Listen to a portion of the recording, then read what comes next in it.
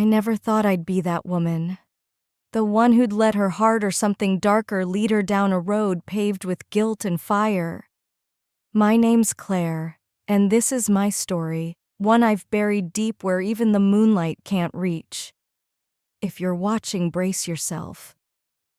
This isn't a fairy tale. It's raw, it's messy, and it's true. A tale of temptation that burned through my veins and left ashes in its wake. You might judge me, and that's fine. I judged myself too. But you'll stay, won't you? Because you want to know how it all unraveled. It started in our penthouse high above the city's pulse, the kind of place where glass walls reflect your secrets back at you. My husband Tom was away again, another business trip, another week of silence. I was used to it. The loneliness, the cold sheets, the way the city lights mocked me through the windows. But that night under a heavy August moon, everything changed. Ethan, Tom's best friend since college, came over. He wasn't just any man. He was the kind who filled a room with heat, his eyes sharp like a blade cutting through every defense I'd built. We'd always been close, Ethan and I. Shared laughs, late-night talks when Tom was too busy. But that night something shifted. The air was thick, heavy with summer's breath. I poured us wine, the red liquid catching the moonlight like blood. He sat too close on the leather couch, his knee brushing mine.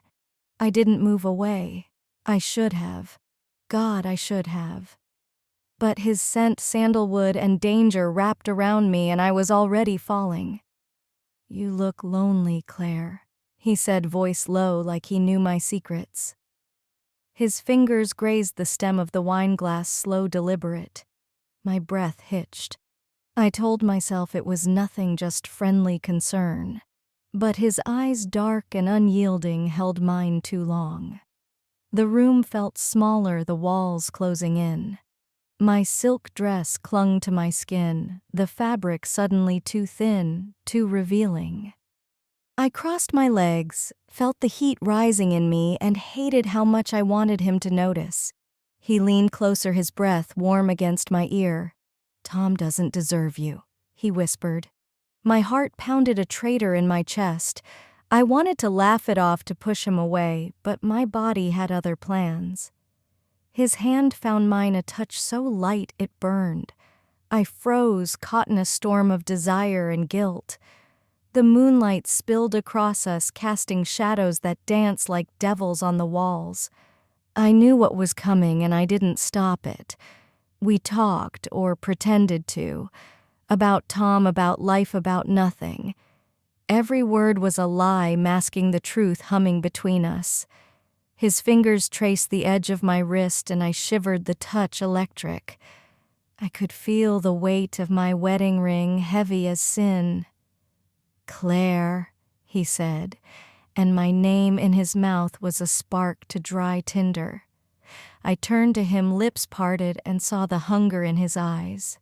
It mirrored mine. The city hummed below, oblivious. The wineglass trembled in my hand. I set it down, afraid I'd shatter it. His hand moved to my thigh, slow testing. My skin burned under his touch, the silk of my dress no barrier at all. I wanted to scream, to run, to beg him to stop. But I didn't. I leaned into him, my breath ragged, my body betraying every vow I'd made. The moonlight bathed us cold and cruel as his lips hovered inches from mine. I don't know who moved first. Maybe it was me. Maybe it was him. But when our lips met, it was a collision, a spark igniting a fire that had been smoldering for years. His kiss was hungry, desperate tasting of wine and forbidden things. My hands found his chest, fingers curling into his shirt, pulling him closer. The world fell away. No Tom, no vows, just us tangled in a moment that felt like salvation and damnation all at once. His hands were on me now, strong, sure, sliding up my back, pulling me into him. The silk of my dress whispered against my skin, a traitor siding with my desire. Ethan's lips moved to my neck, slow, deliberate, each kiss a promise of something darker. My pulse raced, hammering in my ears like a warning I ignored. The city lights flickered beyond the glass, but they were a world away. Here in this room there was only him, me, and the sin we were weaving. I pulled back, gasping, my hands still on his chest. "We can't," I whispered, but the words were hollow, a lie even I didn't believe. His eyes locked on mine, dark and unrelenting, stripping away every excuse. "Tell me to stop," he said, voice rough like gravel underfoot. I opened my mouth, but nothing came out. My body screamed for him, every nerve alight, every inch of me aching for more.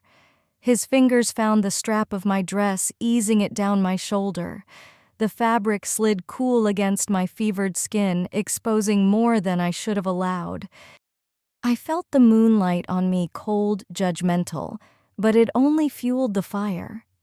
His touch was a brand marking me as his, even if just for this night. I hated myself for wanting it, for needing it, but the guilt only sharpened the edge of my desire. We moved to the bedroom, though I don't remember how. The air was thick, heavy with the scent of jasmine from the candle I'd lit earlier, mocking my attempted innocence.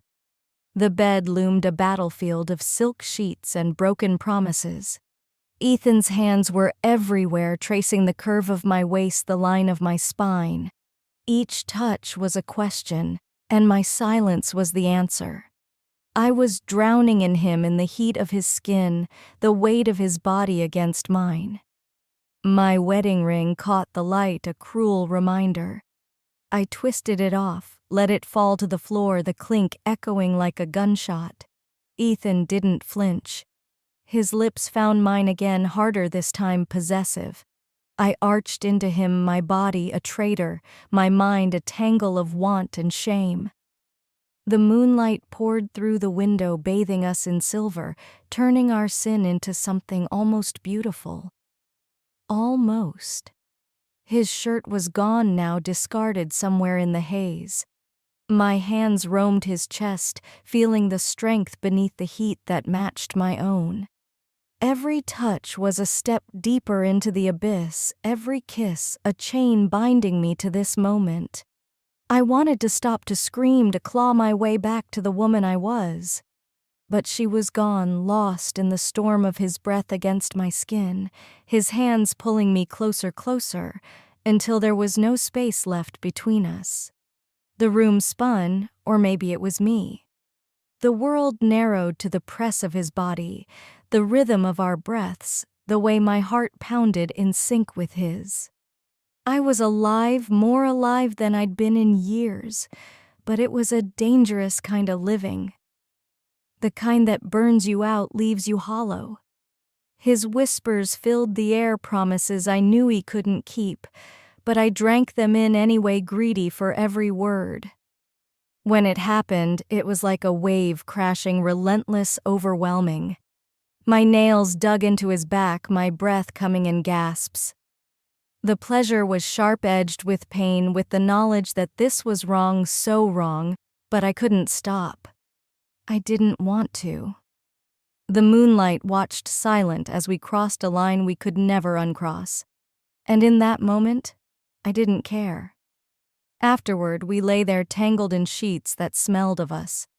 The moonlight still poured in cold and unforgiving, casting shadows that seemed to mock our silence. My skin was still warm, flushed from what we'd done, but the guilt was creeping in, a snake coiling around my heart. Ethan's hand rested on my hip, heavy, possessive, but his eyes were distant now, like he was already somewhere else. I wanted to hate him for it, but I couldn't. I was just as guilty. I sat up, pulling the sheet around me, suddenly aware of my nakedness, of the ring lying forgotten on the floor. "This was a mistake," I said, my voice barely above a whisper. He didn't answer, just watched me, his gaze heavy with something I couldn't name. Regret, maybe, or worse, satisfaction. I stood, my legs unsteady, and grabbed my dress, the silk now crumpled, a mirror of my conscience. The city hummed outside, indifferent to the wreckage in my chest. I wanted to scream, to tear the walls down, to erase the last hour. But I could still feel his hands on me, his lips, the way my body had surrendered so completely.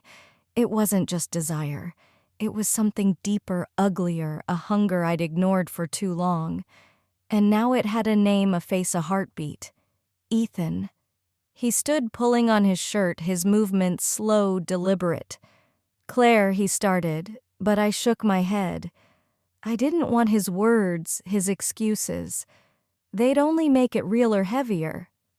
I walked to the window, staring at the city below, its lights blurring through the tears I wouldn't let fall.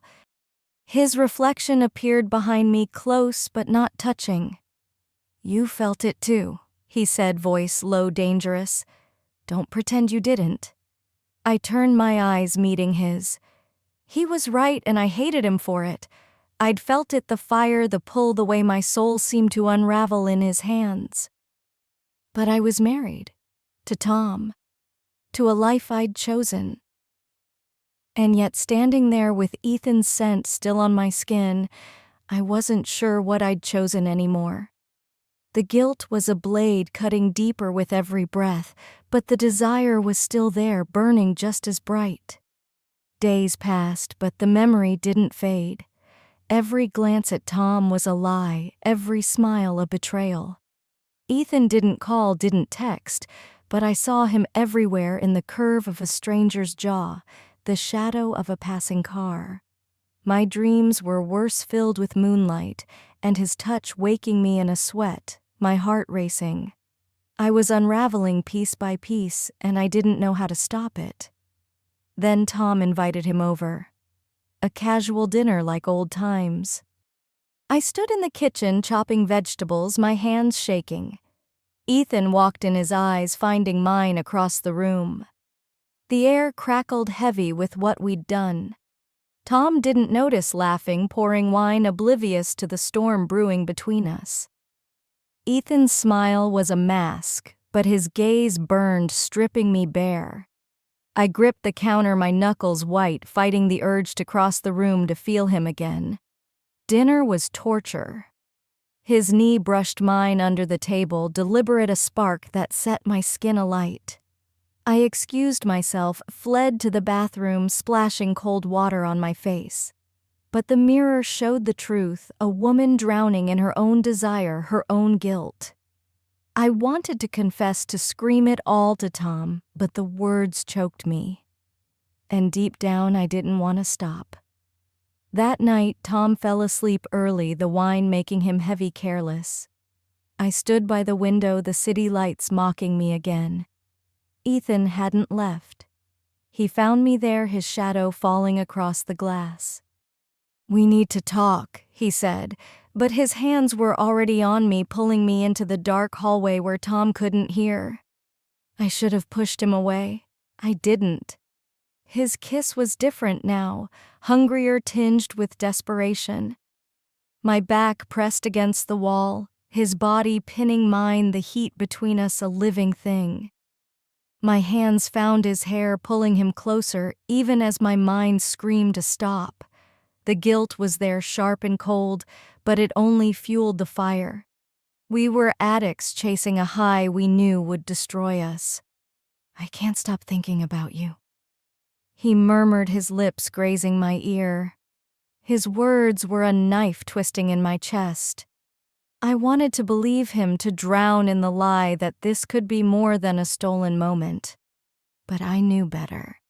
This was lust, not love, a flame that would burn us both to ash. And yet I let him pull me deeper, let his hands roam, let my body answer what my heart couldn't. The weeks that followed were a blur of stolen glances, secret touches, moments snatched in shadows. A brush of his hand in the elevator, a whispered word at a crowded party. Each one was a risk, a step closer to ruin. Tom was blind, or maybe he didn't want to see.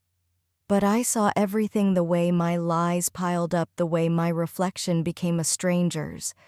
I was living two lives, one with Tom, one with Ethan, and both were tearing me apart.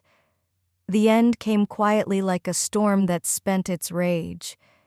Ethan wanted more, wanted me to leave Tom to burn my life to the ground for him. I stood in our penthouse, the moonlight cold on my skin, and realized I couldn't. Not because I loved Tom more, but because I couldn't trust myself. I'd crossed a line, let desire rewrite my soul, and I didn't know who I was anymore.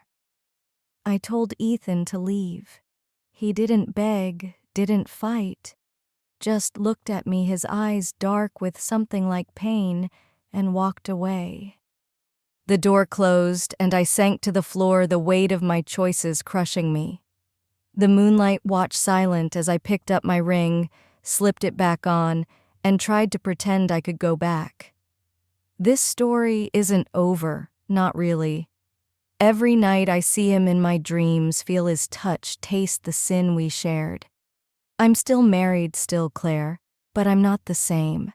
If you've watched this far, you've felt it too, the pull of something forbidden, the ache of wanting what you shouldn't. So hit that subscribe button, drop a comment, tell me I'm a monster or a fool, I can take it.